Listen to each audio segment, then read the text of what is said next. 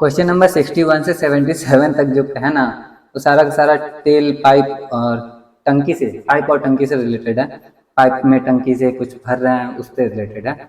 चलो आज का क्वेश्चन पढ़ते हैं। आज तो अभी का क्वेश्चन 61 है। 61 में क्वेश्चन लिखा हुआ है, दो पाइप एक टैंक को क्रमशः 20 घंटे और 60 घंटे में भर सकते हैं। तो तीसरा पाइप एक निकासी पाइप है। यदि तीनों पाइपों को एक साथ खोल दिया जाता है तो टैंक 40 घंटे में भर जाता है। तो भरे टैंक को खाली करने में निकासी पाइप को कितना समय लगेगा? समझो, 3 पाइप हैं, एक टंकी बनाते हैं समझने के लिए। इसमें भर रहे हैं हम, ए बी क्या कर रहा है, भर रहा है, और सी जो है टंकी को खाली कर रहा है। ठीक है। अब एक बात बताओ, ये दोनों मिलके काम कर रहा है और ये काम क्या कर रहा है, खराब कर रहा है, भर रहा है, लेकिन उसके बाद भी टंकी क्या होता है, कभी ना कभी भर जाता है। तो इससे ये बात तो समझ में आ गया कि इनकी काम करने की क्षमता इससे काफी ज्यादा है ना। और ये दोनों मिलके टंकी भर ले रहे हैं, इसके खाली करने के बाद भी। तो इन दोनों को भरने में जितना समय लग रहा है, इसको खाली करने में उससे बहुत ज्यादा समय लगने वाला है।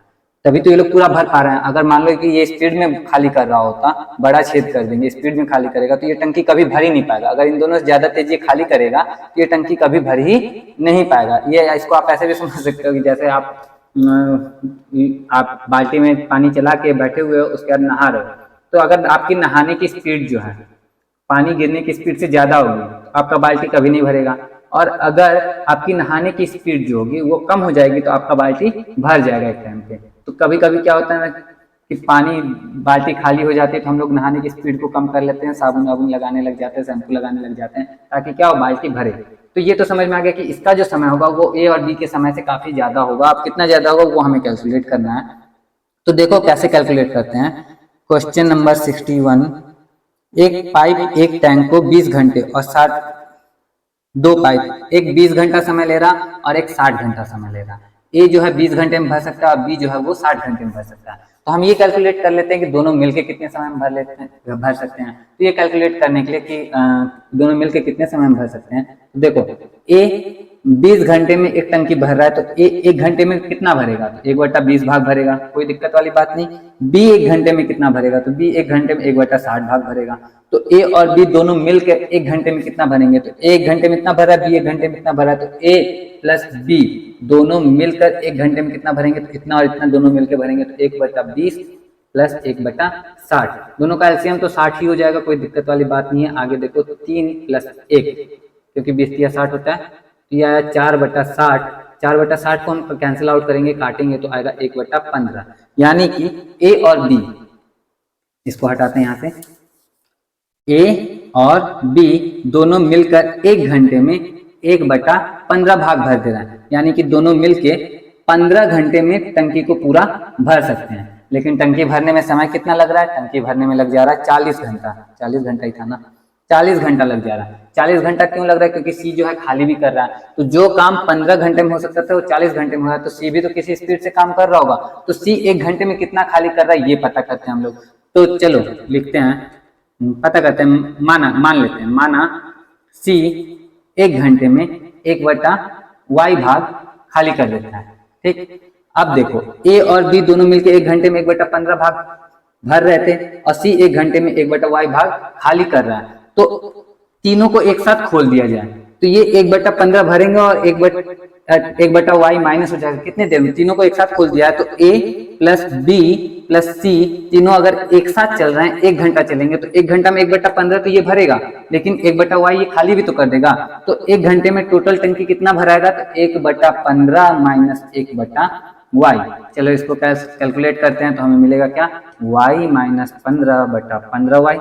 कोई दिक्कत वाली बात नहीं। ठीक। तो ए बी सी तीनों 1 घंटे काम कर रहे हैं, तो इतना टंकी भर जा रहा है। ठीक। तो और यहाँ पे देखो एक और चीज, थोड़ा इधर मिटाते हैं, समझते हैं। और हमें एक और चीज मालूम है कि ए बी और सी तीनों एक साथ चल रहे हैं, तो 40 घंटे में टंकी क्या हो रहा है, पूरा भर जा रहा है, एक टंकी पूरा भर जा रहा है। तो उस हिसाब से ए बी और सी 1 घंटा अगर काम कर लें तो 1/40 भाग टंकी का भर देंगे। और हमारे पास इधर है कि ए बी सी को 1 घंटा चला देते हैं तो इतना भाग टंकी भर जाता है। तो ये भाग 1/40 के क्या होगा, बराबर होगा। चलो दोनों की तुलना कर देते हैं तो y का मान हमें मिल जाएगा। तो हमें तुलना कर रहे हैं तो y माइनस 15/15y बराबर 1/40। 5 तिया 15, 5 अठा 40। अब y का मान निकालने की कोशिश करते हैं, देखते हैं y का मान कितना आता है हमारा।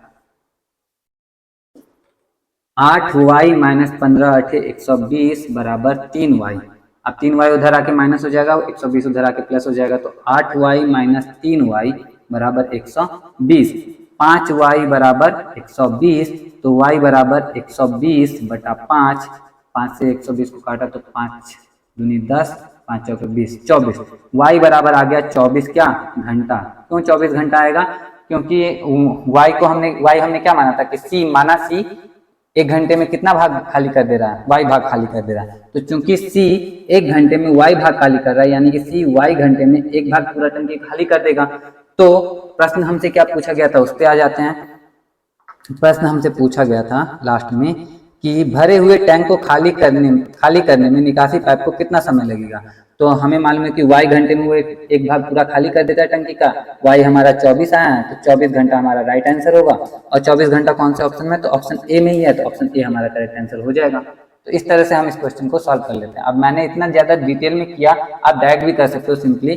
अगर आपको पता करना हो कि दो, जैसे कि ए किसी काम को, ए पाइप किसी टंकी को 10 घंटे में भर रहा, 10 की जगह मान लो x लिखते हैं। ए किसी टंकी को x घंटे में भर रहा है और बी जो है किसी टंकी को y घंटे में भर रहा है, तो दोनों मिलकर टंकी को xy/x+y घंटा में भर देगा। आप डायरेक्ट ये भी यूज कर सकते हो। और मान लो कि सी खाली भी कर रहा है, तो सी खाली कर रहा है z घंटे में खाली कर दे रहा है, तो तीनों मिलकर कितने देर में करेंगे। तो यहाँ पे आपके साथ ऐसा हो जाएगा कि 1/x + 1/y माइनस 1/z, क्योंकि z खाली कर रहा है तो वो माइनस में जाएगा।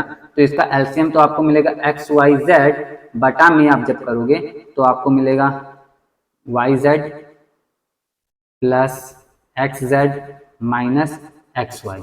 ये आपका मिल सकता है। ये मैंने कैलकुलेट करके कभी देखा नहीं है, लेकिन मोस्ट प्रोबेबली यही मिल सकता है। तो अगर हम इसको लेके चलते हैं तो भी हमारा क्या होगा, सॉल्व होगा। तो आपको शॉर्टकट करना तो ये करना, नहीं तो लॉन्ग कट हमेशा आपकी हेल्प करने के लिए रेडी रहेगा। तो उम्मीद करता हूँ आपको अच्छे से समझ में आया होगा। अगर समझ में आया वीडियो जैसे लगा हो तो प्लीज़ वीडियो को लाइक जरूर कर देना और कमेंट करके बताना आपके लिए वीडियो हेल्पफुल रही है या नहीं रही है। बाकी आज की वीडियो के लिए इतना ही। मैं मिलता हूँ आपसे नेक्स्ट वीडियो में। Till then take care of yourself because nobody will do it for you. जय हिंद।